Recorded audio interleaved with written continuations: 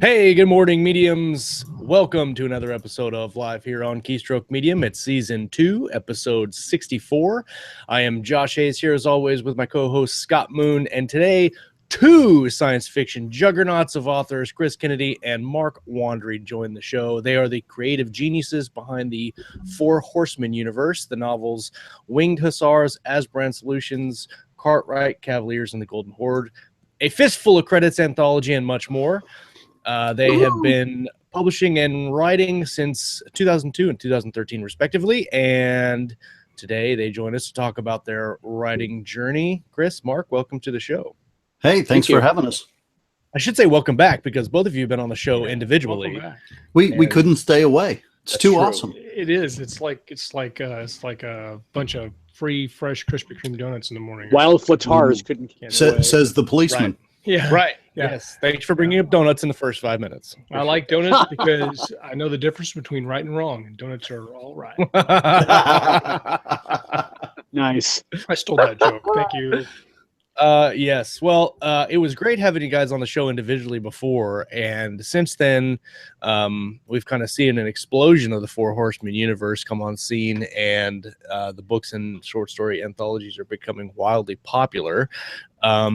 I'd like to dive right into it, but first, First, you should say Juggernaut one more time. Juggernaut. I'd like to have you both kind of give us a little introduction and tell us how you got started in writing. Mark, you want to go first? Sure. I first started writing when I was about 8 years old. Read a little book by Robert Heinlein called The Rolling Stones, and I was hooked instantly and decided I wanted to be a writer. It only took 40 years to really kind of figure it out. But I finally hooked up with this guy here, Chris Kennedy, and he had some, a couple of good ideas, and he helped me a little bit. I went from like 10 fans to a few thousand, just something like that. But I love to write. Minor, yeah, just a little bit of help. Chris, what about you? They say that 81% of people have a story they want to tell. I was always part of the 19%. Never wanted to be a writer. I'm the opposite of Mark. Never wanted to be a writer. Never wanted to be a publisher. One day I was driving home from work and some things that I had seen kind of gelled, and I said, well, hey, if this, then that, then this, then that. Wow, that'd be a neat story. And I went back and forth, well, if I wrote it, what would I do with it? I don't know any agents. I don't know anybody. I've never done it before. And basically I talked myself out of it on the way home. And I got home and my wife was making dinner and she said, hey, dinner's going to be a little late because life. And I said, hey, maybe I'll write down this story. And I sat down, started typing away, and she looked at me and said, what are you doing? And I said, I'm writing a story. And she said, no, really, what are you doing?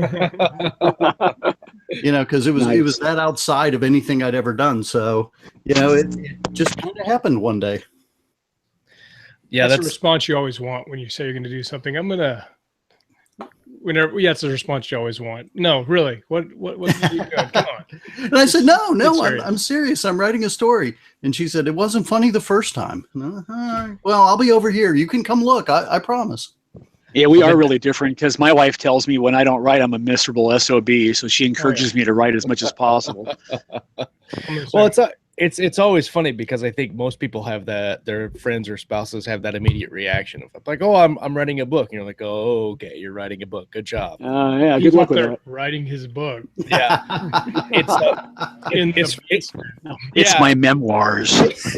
Yeah.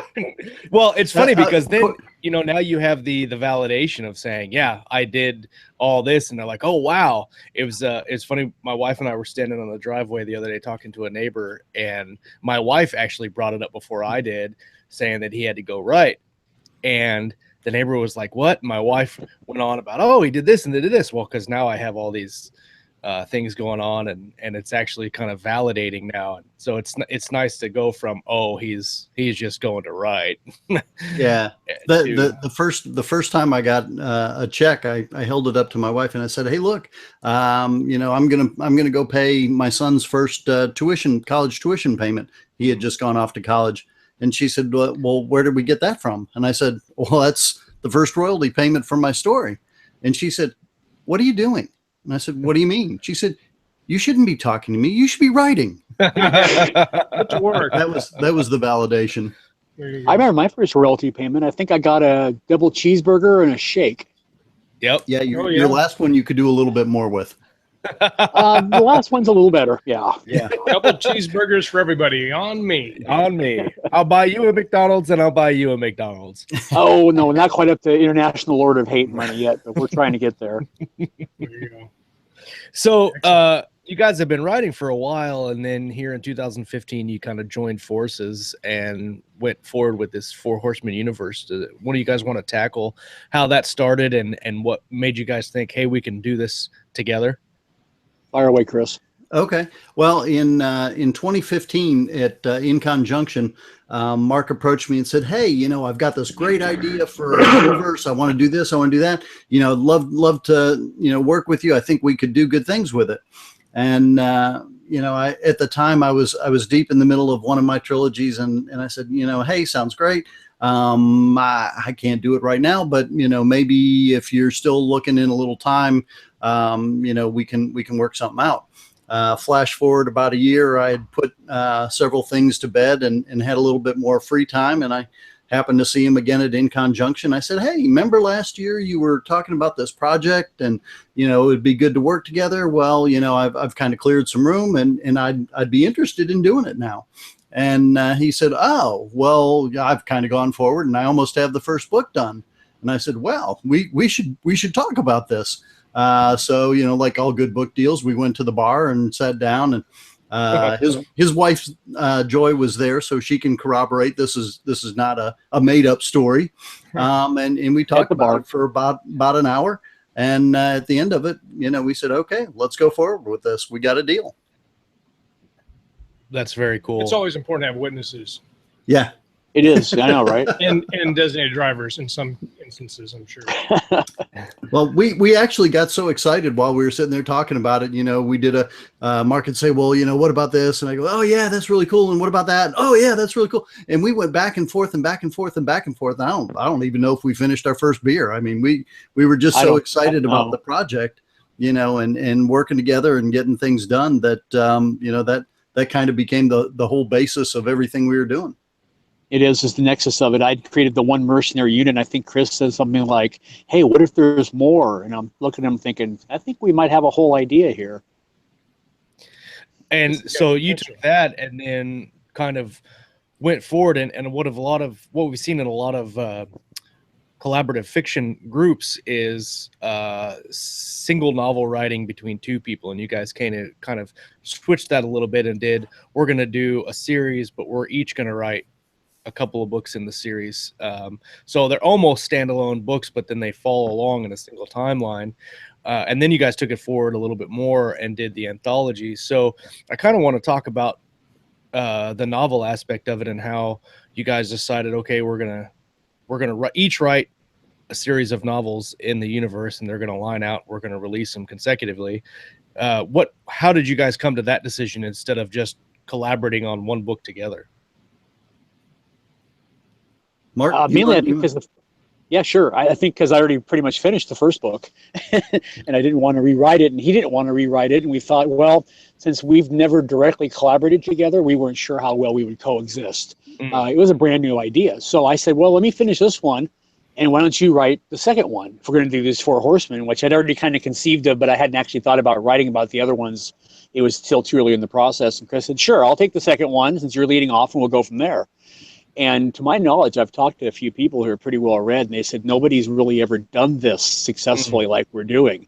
Not to the point of literally handing off at the very beginning. I mean, Eric Flint did it with his, 1542 numbers are hard. 1642. Yeah. But he did it after he'd already established it, and he kind of had a plan in the beginning. We opened it up right away, and we're already bringing in more authors, so it seems to be working. Everybody asks, hey, how do you make that work? Because nobody ever does it that way. It can't be done. Well, yeah, it can. We establish the ground rules, and we chat a lot, almost every night probably, over Facebook Messenger, and we keep aligning, what we're doing with the other. And we have a Google document that has all of the Bible for the universe, so that, you know, we mostly keep it together. And since I'm publishing all of the books, you know, I have the final look to make sure that they all, you know, stay true to the canon. And basically that's how we've gone about it. The interesting thing is going to be, not only have we done book by a book by a book, we're now going to start writing together in the same book, where the next one's going to have both of us writing in the same book, but we'll still have kind of different pieces. And then into the next series, which will have us, you know, intermingled throughout the entire book, which to the best of my knowledge, nobody's ever done, you know, basically every different way of collaborating. So that'll be interesting. And contractually, we did it. I'm sure it's going to work. Yeah, I'm sure it's going to work out well. We did it pretty simple contractually too. We agreed at the very beginning, if this is going to succeed, we had to both be on the same page. So it's simple. It's a partnership of two, and we can both override each other. If we're not both good on it, we don't do it. Right. And you know, it's Mark's universe, so he has 51% of the vote.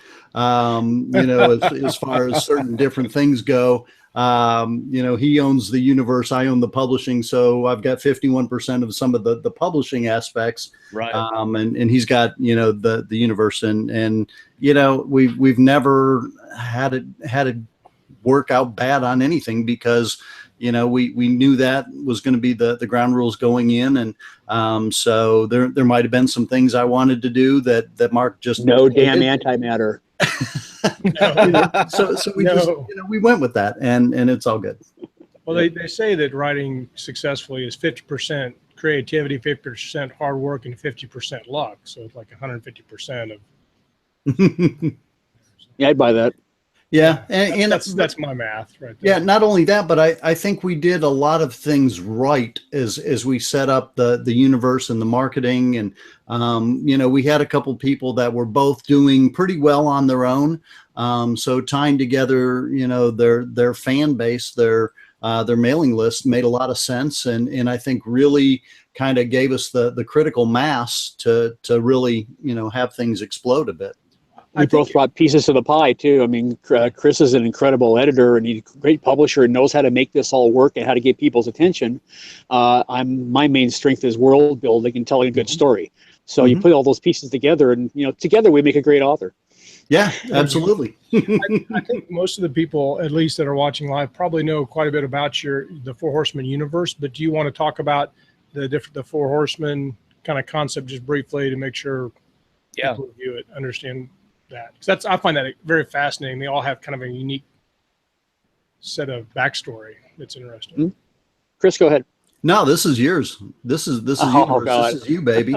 Well, what we have here doesn't really resemble what I started with. My original idea was I just finished Ready Player One by Klein, and I thought, this is interesting. What if we kind of put this in more of a military conflict thing, and Orson Scott Card's Ender's Game, and mix in some of that, and have the kid who's the geek who nobody likes, and he can be the one who figures out this ancient technology.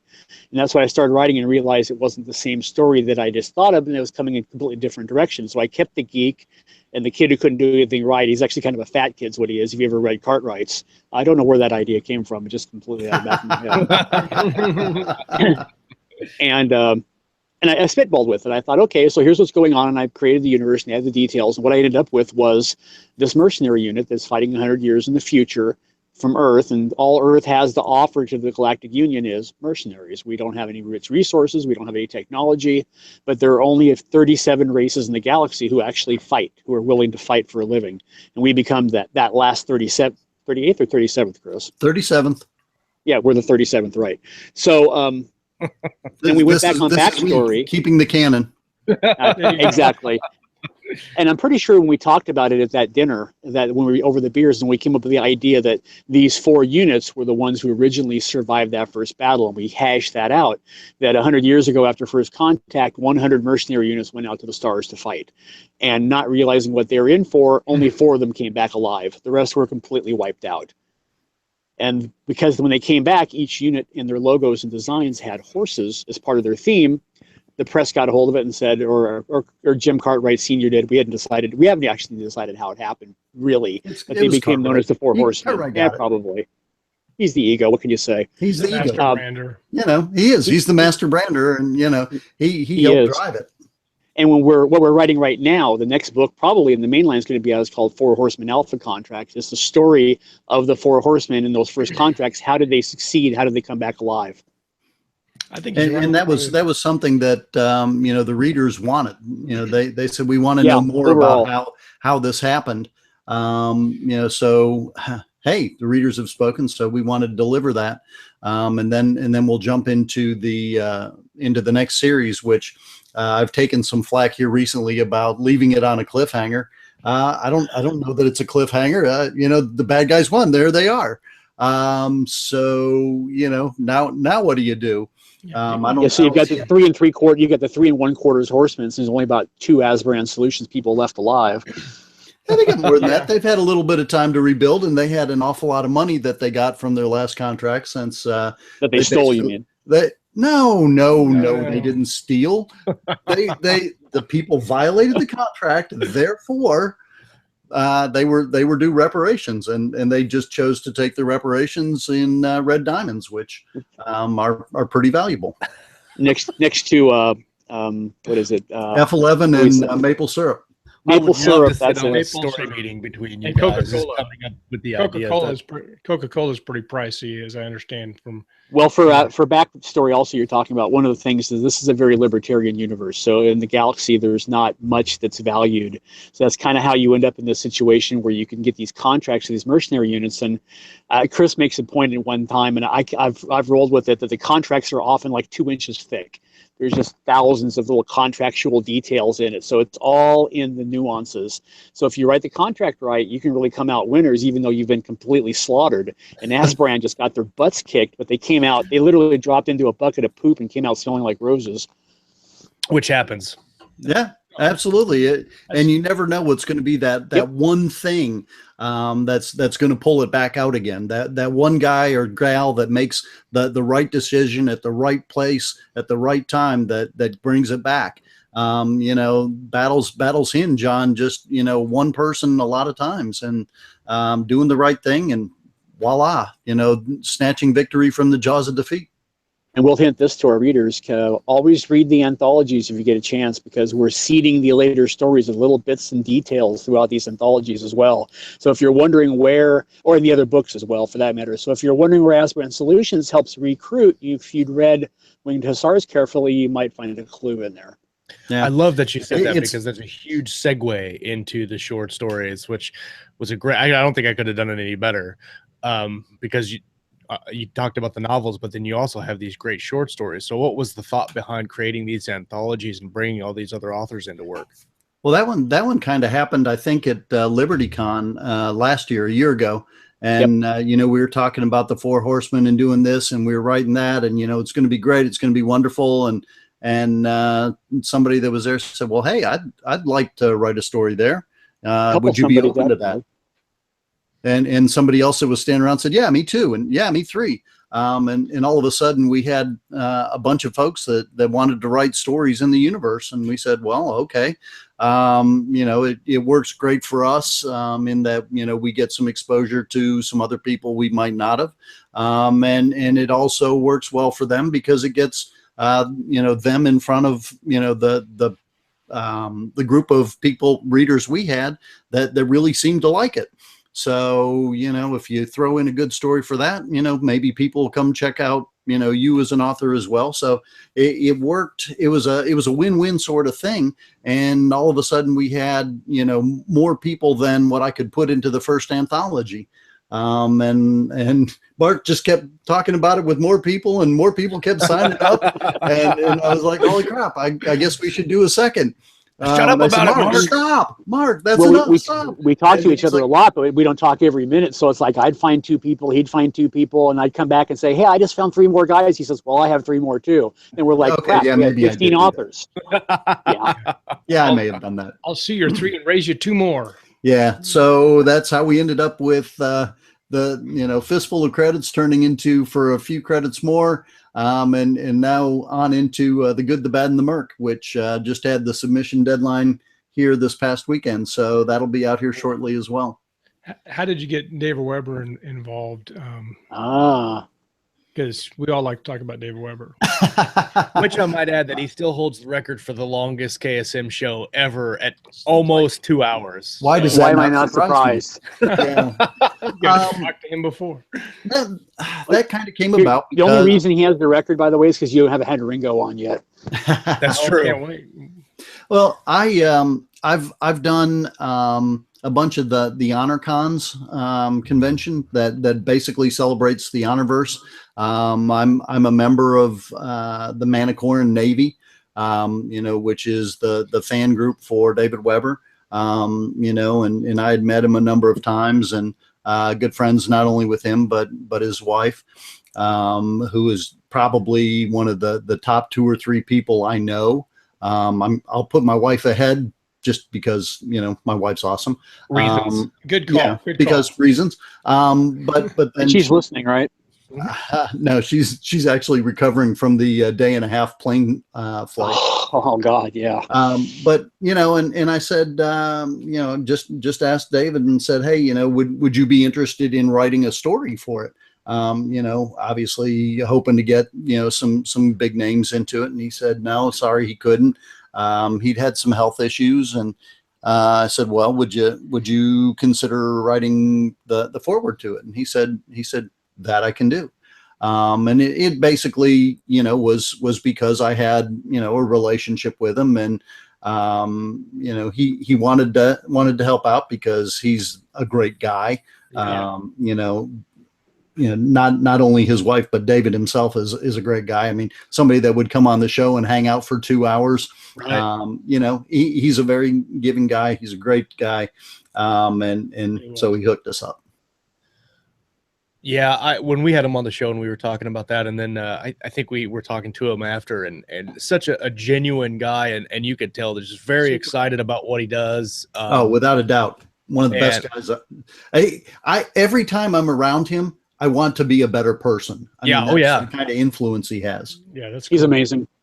It's very neat, in my opinion, when you have guys like David Weber, and then we haven't had Sanderson on the show. We have the feelers out, but I've listened to several shows that he's been on, and it's always great when guys like that, who are like very well established and entrenched in the traditional publishing universe, and they speak so highly of the indie community and the hybrid community, and are eager to talk to new authors and help on publications like this and anthologies like that. It's so cool to see that stuff. Chuck Gannon helped us out with the first one for the forward, and I'm going to leave it up to Chris if he'd like to mention who's doing the forward for the third one. David Drake. Nice. Boom, mic drop. Should we say spoiler alert now, or I'm not sure where we go. I don't know that we can have a fourth one. After having Chuck Gannon, then David Weber, then David Drake, I don't know where you go looking for a forward after that. Yeah. Especially now that Pornell's gone. Yeah. All right, you twisted my arm. Should I ask him at Dragon Con, I guess. So you mentioned doing a new series. Do you want to talk about how the Revelation cycle kind of turns into the new series, and what are your plans now through the rest of the year for your Four Horsemen universe? I guess actually, let me ask a second question before that. We mentioned the short stories, but then one of your short stories turned into a novel that you published in the I think it's number 6 in the Revelation cycle, Peacemaker. So talk a little bit about that. Did that evolve out of one of his short story submissions, or how did that novel happen? That evolved out of one of his short stories. He stole my title, just so you guys know. He absolutely did. And for those of you that are listening, Josh turned in a short story with Peacemaker, and I said, sorry, that's already been taken. He's like, what do you mean? Yeah, it's coming out as a full length. Well, that's the kind of funny thing when we did the short stories. Chris and I went together. We created the Bible we talked about. It's the data file, basically, of all the rules to write. Because we'd heard a lot of people who write short stories, anthologies, and established universes are forced to read 20 books to try to figure out what to write. We did not want to do that. We wanted to make it really easy. So ours has most of the details you need in order to write in the Four Horsemen universe.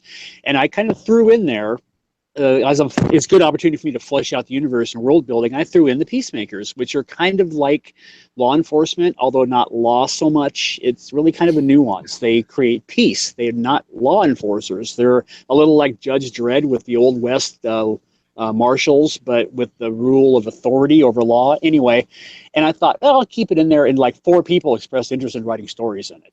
Yeah, Bang, I had been going to do one in it as a peacemaker, and they all started pouring in, and I said, "Guess I better find something else." Yeah, and needless to say, Kevin's was the best. Anyway, so Kevin's was good. We had a number of people that wrote great stories, and the fans said, we want to know more. We want to know more about this peacemaker. We want to know more about this Cat Sassin. We want to know more about some other things. Kill kitties. Yeah, killer kitties, Cat Sassins, however you want to look at them. I think that you will get a little more Cat Sassin love in the 3rd anthology. Nice. And then there will be a full-length book on that. There are. Is that an official announcement? Yeah. No, have we not officially announced it? I thought we had. I don't think we have. Okay. Well, Casey, if you're on Keystroke. Official. Yeah. All right, we'll do it. Official announcement. Casey Azell and Marissa Wolf are writing a book called. I forget what the exact title is now, but on the Cat Sassin line, there are a couple short stories that are coming out. And then there will be the full novel right after the start of the year, I believe. I think they're just calling it Depic, aren't they? Yeah, it may be. I forget. It's Depic, and then there's a subtitle because who knows if one is going to be enough. Might need to have 2 or 3 down that line. So I'm pretty sure you can never have enough Cat Sassins. I mean, I'm pretty sure you can't. So I'm planning to have it be at least 3, and we'll see how it goes. But that's going to be awesome. And then there's another couple. Well, let's see. No, Tim C. Taylor's was announced that he's got one that'll be in the next big barrage of books after the start of the year. And I know somebody else is live here that has one coming up. Looking to see on the other side on the YouTube if he was going to say something, but I think that this is probably as great a time as any. We were discussing earlier when to make the announcement, but P.P. Corcoran, Paul Corcoran, will also have a novel coming out in the universe as well. Oh, very nice. We've had Paul on the show. Very, very good. Paul's super good dude. He owes me a beer. Oh, can you? like I'll just throw that out there. Yeah, Ship that over from over there. I don't know if it would make it all the way here. Well, he's going to make me have a warm one anyway, so you could probably send that. You can have warm beer. I'd drink a warm beer and have some donuts with it. Sinclair's Scorpions is what Paul says. Is that the title? Yep, that's absolutely the title, and that's based off of his short story in the anthology. And that's going to be the first Four Horsemen spinoff book that's specifically about another mercenary unit. All the others have so far been planned about secondary issues within the universe. And both Tim's and Paul's books are going to tie into the main storyline too, which is going to take a little bit of coordination, but is going to make them just even more awesome. Well, actually, Tim's, Corcoran's, and Kevin's probably as well. Yeah. That is the plan. They will all come together in the end. And I might have got distracted by the live chat a little bit, but we kind of went sideways from our question on how the Peacemakers became its own novel. You were getting started on that, and then fans loved it and said we wanted more. We want more. Give us more. And I'd always intended it as a rich target-rich environment anyway, and it was just it really led into a good idea for a standalone story, because one of the rules in the Galactic Union is if you're a full member, you have to provide people to be peacemakers, and his character was the first human peacemaker. Oh, that's cool. Yeah, I'm down with that. That sounds like a good time. I want to take a break. So basically, we just need your idea for where you intend your guys to go, and we'll take a look. Oh, see, look at that. There we go. I want to take a break right quick before we start talking, as I want to dive a little bit more into that, what you're talking about. Oh yeah. But I want to take a break really quick and talk about our show sponsor this week, and that is Galaxy's Edge: Attack of Shadows by Nick Cole and Jason Onspach. This is the 4th book in their Galaxy's Edge series. And I'll read the blurb. The end of the Republic begins now. The galaxy ignites. Both Sullus and his fleet unleash a devastating surprise attack on the Republic. All that stands in his way are the 7th Fleet and the Legion, but with allies hidden in the very heart of the Republic, Sullus looks to reshape the galaxy in his own image. Fleets collide in a moment-by-moment account of tactics, heroism, sacrifice, and the start of the final war of the Republic. The stakes have never been higher, and it's winner take all. That's Attack of Shadows by Nick Cole and Jason Onspach. Huge fans of the show. They've been on several times. They actually came on right when they were getting ready to kick off this series with Galaxy's Edge, and I'm really excited to see where it goes after.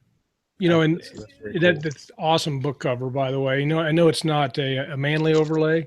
Not a manly overlay. It still is an awesome overlay. And Nick is in the second anthology.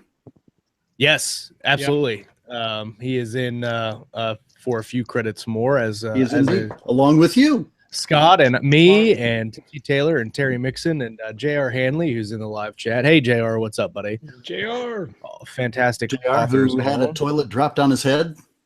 That's probably a whole other show right there, but I think we should do it. Yeah. Dropping toilets. Or Is maybe Is that kind of an OSHA requirement? You have to drop your toilet on your head. Yeah, so it's an OSHA don't go there. violation. If you're visiting a prostitute, how else would you want to die? Indeed.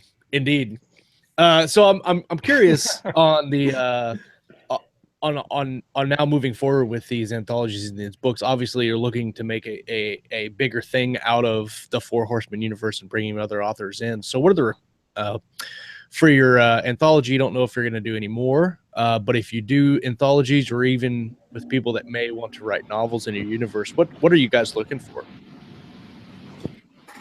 if anything? Good stories. Yeah, really. We've bantered about the idea of possibly producing collections next instead of short stories. So it would be like a book with 4 novelettes or something like that, or novellas, or possibly box sets. I mean, we don't have any solid plans yet, but like he said, it needs to fit the universe and it needs to be good. Well, there is one with a couple novellas, but that's not been announced yet. A lot of your short stories you got. Let me just I'll just let that sit there. I want to come Are you back going to mention that to your partner at some point, by the way? Or? Yeah, I did. Just now, 5 seconds ago. Oh no, we talked. I know you had some longer short stories in the last anthology that probably, with not a whole lot more work, could probably all be. That was not my fault. That was not my fault at all. I take no responsibility for that.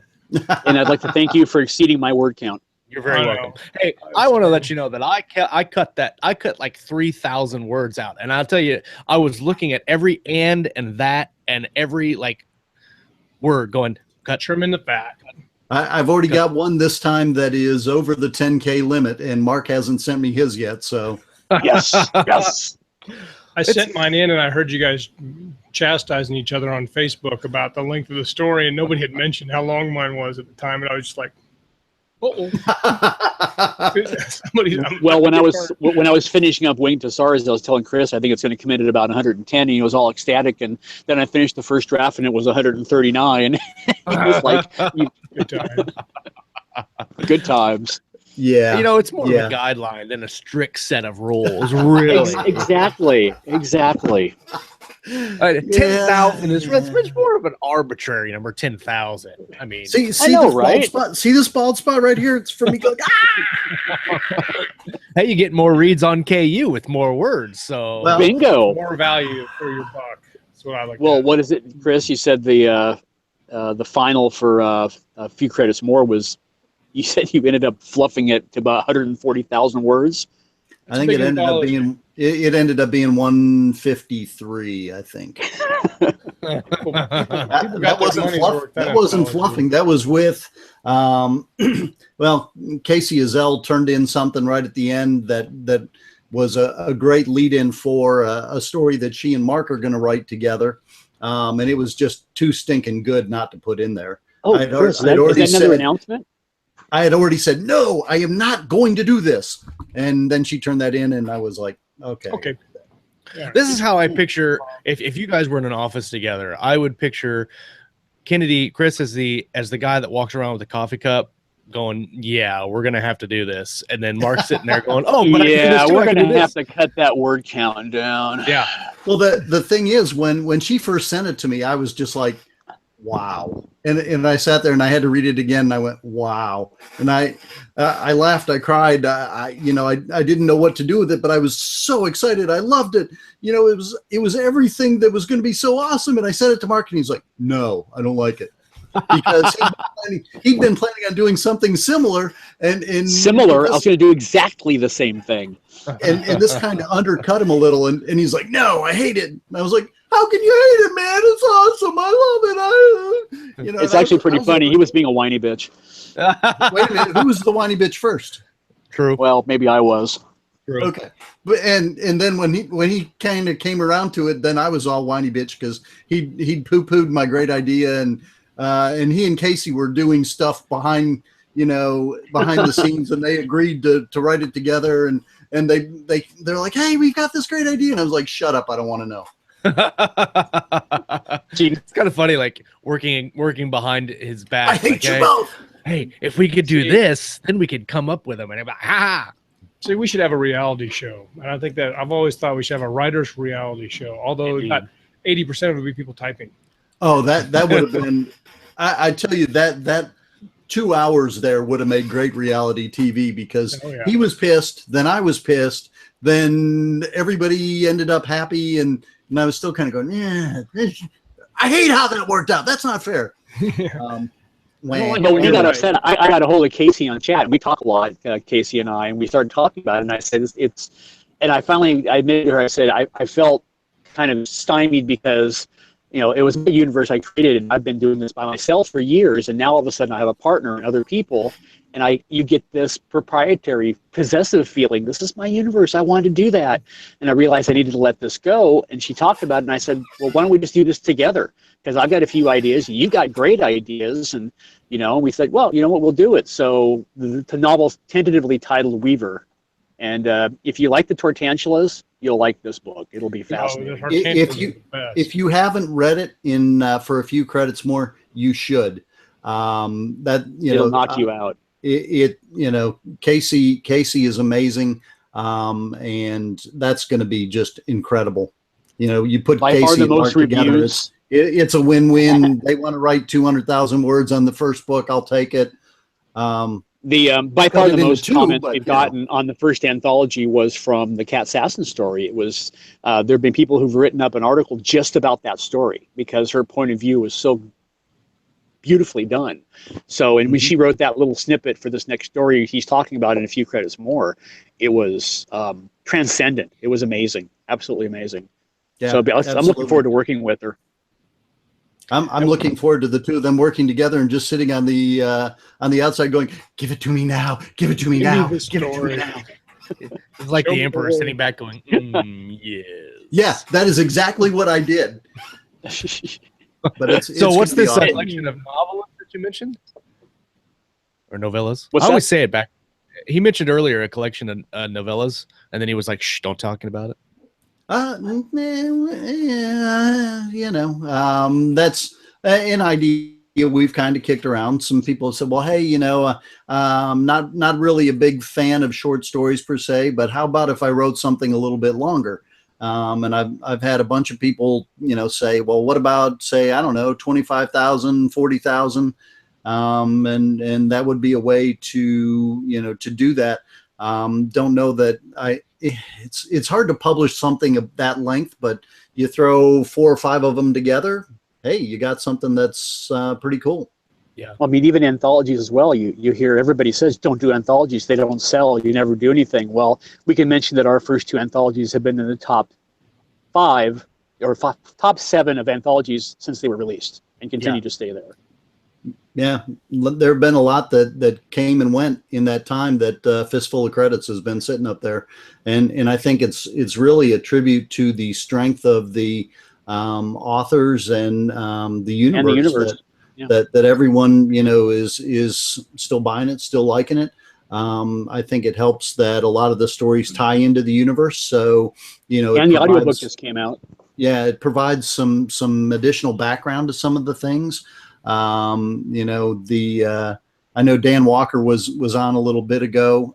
Don't know if he still is, but you start learning a little bit more about the background of the Dan Walker character in my two. The third one will not be Dan Walker. It gets back into my revenge on Mark for poo-pooing my idea.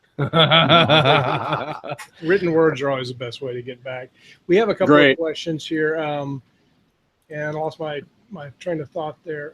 Somebody asked, how do you find the time to do all this writing? So maybe we talk a little bit about the process of your writing, either individually or, and then I'd like to ask kind of about like some production things like book covers and networking and anything we think might be useful for people.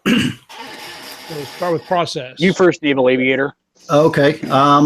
My process is I don't sleep a lot. Coming from a military background of 20 years, I can be very regimented.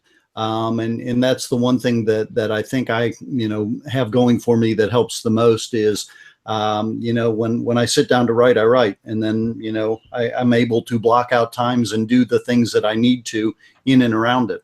I had been a girls softball coach. I had coached 20 seasons, spring and fall for 11 years. And right as I started writing, my girls quit playing softball. So all of a sudden I had a little bit of time left, and now they're all off at college, and I'm able to use the weekends pretty well, and odd hours at night. So I take advantage of the time that I have, and try and write. Well, when I was just simply a writer, I tried to write every single day. Now I make sure that I do something every day, whether that is, getting some editing done on something that's about to come out, doing some of the business stuff as well. But not a day goes by that I don't do something. The 2 weeks that, I just took off to go to New Zealand, I didn't do much, during those 2 weeks. And it's the first time that I hadn't in a long time. I would say that my blood pressure is probably down about 30 points after the last 2 weeks. But, so that's, hopefully that'll keep me living a little bit longer so that I can write and publish more books. Well, because you also run the Seventh Seal publishing company that does more than Four Horsemen, so you've got a lot of publisher responsibilities on your plate, more so than just writing. Seventh Seal is one of 4 imprints for Chris Kennedy Publishing, and got a bunch coming out on some of the other ones too. So kind of busy, but it's a good thing. It's better to be busy than not. That's true. What about you, Mark? How do you sit through your words every day? How do you get her done? I'm a little like Chris in that I don't sleep as much. I started writing, wanted to write back when I was a truck driver. I've written my whole life, but I'd only had a couple of short stories published. And when I started writing for Sirius, to really want to do something with it, my son had just been bored, and I was working night shift at FedEx as a customs broker, and I started writing on a little PDA in the lunchroom. I'd write a few hundred words and stuff, and it spooled up slowly. And I started learning the discipline that I've got an extra half hour. Let's put some words down and continue to do it. And I developed that ethos, ethics that Heinlein preached. In other words, writers write. They always write. So when I have time and I'm just staring at a keyboard or something, I write. Even at work, I've got a little bit of spare time. I'm waiting on a conference call. I've got a screen up and I'm putting some words down. I'm making notes. I'm doing that. When I get home from work, I'm here about, my day counts about 10 hours, 11 hours by the time I get home with commute. Lately, since I've been getting really serious about this, my wife makes dinner now and brings it in to me, and I'm already home writing. I write until 11 o'clock or so at night. I unwind for about an hour and go to bed. Start over the next day. It's worked out pretty well so far. My word count still isn't what I want it to be. I really like to make 5 or 6 books a year. I think I'm probably managing 3 right now. Maybe I'll manage 4 next year. But I'm also hoping if things continue the way they are, I'll be able to retire the day job and I'll be able to put out 8 books a year. Sweet. What typically do you look for in a word count? My ideal word count is 5,000 words a day. That's putting in some work. And that's with your on days that you're at your full-time, your day job? Yeah, that's generally 5 days a week. So if you average it out, I come out closer to probably like 3,500 words a day, but I shoot for 5,000. Do you like That's to write? crazy. Do you have a preferred writing platform? You mentioned PDA. I've also spent some time. Oh, tapping in my that was PDA. ages ago. But so what are you writing now? My main machine right now, I use a desktop gaming PC at home that allows me to play World of Tanks and kill people to take my aggressions out when I'm done. But my main writing machine is a Microsoft Surface Pro 4 that I use. It's probably the best machine I've ever owned for being a writer. It's absolutely fantastic. The keyboard is not quite as good as I would like, but take the good with the bad. I took it with me to New Zealand to use it constantly. It was awesome. It's very portable. I had one of the first versions of those. So what about Yep. you? I got a mil-spec aftermarket mil-spec cover that gives it corner defenses, and once that's in place, you're good. I'm gonna go a little heretical and say I handwrite a lot. Oh God. Which is not the most efficient, but some of my best stuff is handwritten. I'll go out to lunch, from the day job at Chick-fil-A, and I'll scarf down a sandwich real quick, and then I'll write for about 45 minutes. And that is probably some of my best stuff. There's some science behind handwriting and how it works with your brain that suggests that that is the best. Some people can't do it. Some people don't have the time. Some people don't want to handwrite and then have to copy this stupid thing over and type it all out again, which is annoying. But for what it gets me, it actually works out pretty well. And I would say probably half my stuff is handwritten first. I like to do a little bit of handwriting, excuse me, when I'm planning out a novel. On the project that I'm working on now, I just turned in my first book in that project, and I'm planning the second book, and I'm doing that by hand in a notebook, just writing out just bullet point, plot points, different things you want to hit, and that generally helps me convert all of that to a workable first draft. We're getting a prop from Chris Kennedy, which I'm really excited about. Yeah, so there I was flying home yesterday. There's about 500 words right there on one sheet. Is that written longhand or printed?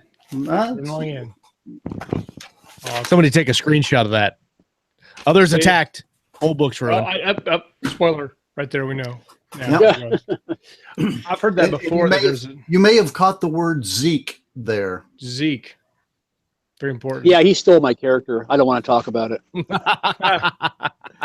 I'd heard that. I've heard that before. That handwriting versus typing versus dictation all kind of work a little bit differently. Yeah, they do. And if you think about it, when you're taking notes like at a class or some sort of program, the ones that you handwrite are the ones that you remember the longest. I think for Chris too, it kind of goes back to him being a naval aviator commander and all that. I think it really kind of ingrained in him doing a lot of notes on hand and stuff, and it really works for him. And that's the bottom line. It's whatever works best for you is what you should do.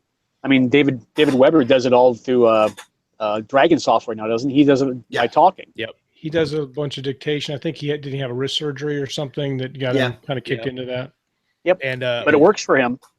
I after listening to him talk about it so succinctly on the show and then pre and post show, he was just a huge fan of dictation, and I've known about it and I've dabbled in it a little bit. I decided to give it another shot, and that when I talked to my writing partner about this first book a couple of weeks ago, I was like, I might be able to give it to you second week of October, but then I started dictating, and I'm working off of a pretty solid outline. And so I downloaded the new version of Dragon on my Mac and just started dictating and was able to knock out probably good 15,000 words in a week. And so now I'm kind of pushing forward with that method to get a little better at it, because I can see. I think it's a good way to break up, like if you're getting, if you're having like a sticking point, sometimes you change to handwriting, to typing, to dictating, and back and forth, and kind of loosen up the the brain a little bit. But Right. For me, it doesn't gel well. The process hits it's a stitch somewhere in the middle, and I can't quite make it come out the way I did, and I end up rewriting everything I did. So it's just a waste of time for me. I know that Josh has been writing like a champ lately because we encourage each other on our word counts and stuff, and he's been like just destroying it. So that's pretty awesome. That's good. So I'm really happy. And 5,000 words a day, boy, that would be awesome. I'd like to get up to Mark's level. Well, I type at 50 words a minute, so if you add it up, it's only 500 minutes of real serious writing. So, I 500 times 50 is that's a lot. 5,000? Oh no, That's a lot. sorry. He's a writer. He's not a mathematizer. That's some of that Scott math. That's Scott Moon math right Yeah. there. Yeah. 1 + 1 is something more than 1, and Well, that's why I have scientists when I want to do the math. I ask them. Right. Yeah, I actually this is well, I've talked about it before, but not on the show. But I got my first advance off of royalties for the project I'm working on, and I was able to quit all my part-times this week, and so all that time will be shifted into writing time now. And so I'm looking at all those hours that I would have been working part-time, shifting them into actual production of words, and hopefully my productivity will go up and not down.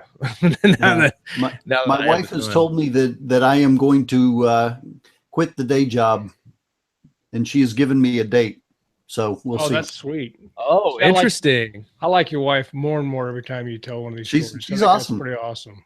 Yeah. She's awesome. I'm there as well. We're doing it. The plan is 2018. I just don't have an exact date yet. I gotta see how the next couple series releases goes. Chris has purchased almost all of my books to date that I'd previously published, and they will be republished. And I'm looking forward to seeing what happens when they hit the press. Oh, very nice. I think they're gonna do really, really well.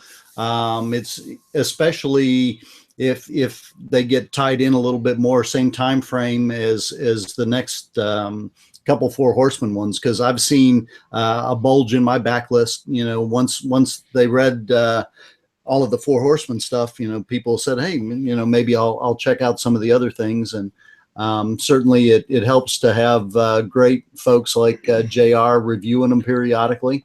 Yep. Thanks, JR. We haven't- to help spread the word. We've talked about that in previous shows, that leaving a good book review adds 10 years to your life, and people really should review the books that they read because it's just the right thing to do. Oh, absolutely. Well, you look at the numbers, and I think even before I hit with Chris, now I had my first bestseller. I did some calculations on sales, and 1 out of every 200 people review the book if you're lucky. Yeah. I wanted to ask about you're talking about read through there. So did you start having read through right away, or did you get to some level where people would read through your books into your other books? Because I know that's kind of like, that's like the holy grail of writers. They want people to buy in this series, but also buy all their backlists. So was that something? Can you talk about that? It's certainly they've spiked again since the Four Horsemen books came out, and thanks to everybody that has taken a look at them. I've had several people here recently asking when the next book in the other series is coming out. I've got about 25,000 words into it, and it's just a matter of taking some time and busting that out. At some point, that'll become not a focus per se, but it'll be something that I'll start devoting some scheduled time to. I don't know, maybe NaNoWriMo next month we'll get some of that or something, but I want to get the next book out in that. Just like Mark has a couple of his other things that he's wants to get done. But we want to continue to keep the Four Horsemen universe, the books coming there, because we've made the commitment. Yeah, with the day job, it's kind of become a balancing act. I mean, I rewrote the first book in the series Chris is going to re-release, Earthsong Overture. I have the sequel to my first bestseller, Zombie Apocalypse book, A Time to Run, and I'm halfway through finished. Working on the short stories. Yeah, Dragon Award finalist. Thank you. I've got the next book in the Four Horsemen series, the Omega Contract's almost done. Well, I'm actually about halfway done. So you got to keep it all in the mix. Just needs time.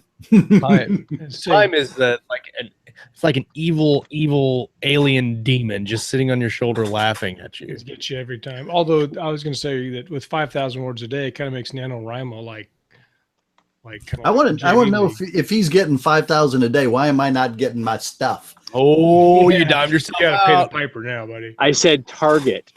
Oh, he actually only writes 50 words. His goal is 5,000, then he writes 50. times He's like, 10. Chris will understand. We also forgot to mention that Cartwright Cavaliers was a finalist for the 2017 Dragon Award for military science fiction. That was really cool. What did you think about that nomination? I was hoping for it because I know a lot of people had said they were going to nominate it, and we were crossing our fingers to get it. And not winning it kind of sucks, but at the same time, that's 2 in a row for me, 2 years, inaugural year and the second year, and now Chris has already committed that he says we're going to have 4 next year. Chris? Yes. I love that he hesitates. Every question Mark asks, he's like, do I want to answer that one or exactly? Not? That's a new Chris Kennedy word. Yes. Yes? Question mark. Well, see, I had this whole plan for how fast the Earth Song series was going to come out, but I haven't got the first one yet. Uh-oh. the things I don't know what you're talking about. Planned. I've learned with working with Mark that I don't like to put too many stakes in the ground. I want to say yes. Spit it out, Junior. It's like when you tell your friend that you know is going to be late, and you know that you want to start at 2:00 in the afternoon. You tell that friend, we are starting no later than 1:00. And then you know that they'll be there by 2, so you can actually start. Right. And that's why I tell Mark, the next anthology, 5,000 words. We should start a pool and see if that happens. I got $5 on it. I got $5 on it. I got my money on 12K. You guys all suck. 12K is a good thing. I like 12K. Yeah, you should. Yeah, oops, sorry. So, okay, you got to level. How many people actually hit the 10K target below, before editing, turned in a story that was below 10? In the first anthology, second anthology, or overall? Second anthology. About half. Okay, first anthology. All but one. That was the one, Mark. I can neither confirm nor deny. Yes. Sorry. Yes. What? Technically, Josh and I's story are actually linked stories. They reflect upon each other, standalone and linked. That would make it really hard to write. But technically, you should probably combine our word counts. Oh, so we actually really turned in a 22,000. We're so sorry about that. 23. You're welcome. Yeah. Sorry about that. Yeah. Well, hey, look at that! You're right there at the novella that you were asking about earlier. So there you go. Novella's right. Novella's the best thing ever. That's awesome. Well, we are coming to the end of the hour, and as with all the shows that we have a huge fun time with, it kind of flies by. And the chat shenanigans have been ridiculous today. They claim to be well behaved today, but I haven't reviewed all of the text, but I'm pretty sure that's not true. I'm pretty sure that JR and everybody in there has been behaving themselves. If they don't, I'll come into the chat room and slap some people around. Everybody should come to the live chat on the next show because it's a good time. I'm just saying. And leave book reviews when you read books. That's right. That's what we're pushing today. Well, we'll wrap up with where can people find you guys and find out more about your books and your writing. Mark? I was typing something. What was the question? Okay, well then let me go first. You can find me. This is a hint, Mark. You can find me at chriskennedypublishing.com. You can also find me on Facebook. I tweet, every morning. I haven't for the last 2 weeks because I've been on vacation, but that'll be picking up again starting tomorrow. Check out chriskennedypublishing.com. Soon to have a secure version for Google reasons, but that'll give you an idea where all of the different imprints are going. Casey Ezel's new book, Minds of Men, comes out next month. John Osborne, another Fistful of Credits author, and Good, Bad, and the Merc author, has a full-length novel coming out that's urban fantasy, good stuff. Excellent. Cool. Okay, now I understand the question. You can find me on my own I just set that webpage. one up at the net for you. Softball pitch. Should we give him Knock like us out 5 of the minutes park. to actually answer the question? Let's wait. Just give him 5 minutes to answer the question. That way he could keep his theme of not being on time with his submissions. I'm just kidding, Mark. Go ahead. Wow. We've been burning people on this show. So I'm sorry, a jerk says what? What? this is a lot of things. So Mark, where can we? Oh my God. Okay, Well my played. personal website is www.worldmaker. That's one word, .us. Of course, you can find me on Facebook, but I advise extreme caution under Mark H. Wandrey. Political incorrectness is assured. I have a professional page as well. I'm, through advice of my publisher, making some efforts to separate those two presences. I'm not as bad as Michael Z. I've You only can been but banned try. once in the last month. We were on our big publicity tour in New Zealand, and I promptly got the ban hammer while I was down there. So anyway, that's my two main presences. I really don't twit. Chris has about 16 million followers, but that's not my thing. So that's pretty much where you can find me. Of course, lots of books and stuff and everything. And you mentioned Casey. Her and I are in development of producing our first podcast as well. That'll be based in the Four Horsemen universe and kind of a personality-based 15-minute every month sort of thing. Oh, that sounds very cool. neat. Very cool. That sounds fantastic. And if you sign up for the mailing lists on both sites, you get the first two free stories in the Four Horsemen universe. First Contact, Yep. and then the first Alpha Contract. Yep, Very nice. Gateway with Union's mine. It was literally the first contact, and Chris is the follow-up. Shattered Crucible, the first story from the Alpha contracts.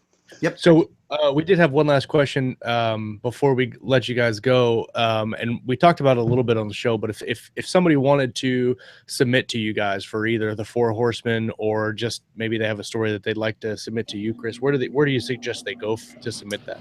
Chris at Chris Kennett or Al, you sign again. up for the mailing list. You'll have my email. Chris at chriskennedypublishing.com. And they can get me at mark@worldmaker.us. Awesome. So anybody listening or watching, everybody submit a 100,000 word submission to Chris Kennedy for Let's bury them in awesomeness. Yeah, please do it soon. Chris has too much hair. Good. I said as long as it's good. You know. that's right. Hopefully it's edited to, or at least self-edited to a good point of, you know, where it's polished. In all seriousness, if you like this universe, we have a lot of stuff coming out next year. We're gonna keep everybody happy. Very cool. Well, Chris, Mark, thank you guys so much for coming on the show again. It's been a blast hanging out with you. Hey, Thanks for having guys, us. Thanks for having us. That's it's always a treat talking with you. Anytime. Everybody that's watching live, let us know what you thought about the show in the comments. If you're listening after the fact and you did not participate in the live chat, shame on you. That's where all the fun happens. Next week, we've got Evan Curry coming on the show. And then on the 16th, Craig Martell is going to be on the show to talk about 20 Books to Vegas. Don't miss those shows. Yeah. For Scott Moon, I am Josh Hayes. We have been live with Mark Wandrey and Chris Kennedy. Make sure you come back next time and hang out with us. We're going to talk about some reading. We're going to talk about some writing and, of course, everything in between right here on Keystroke Medium. You guys have a great day. Thanks, everyone. Thanks, guys.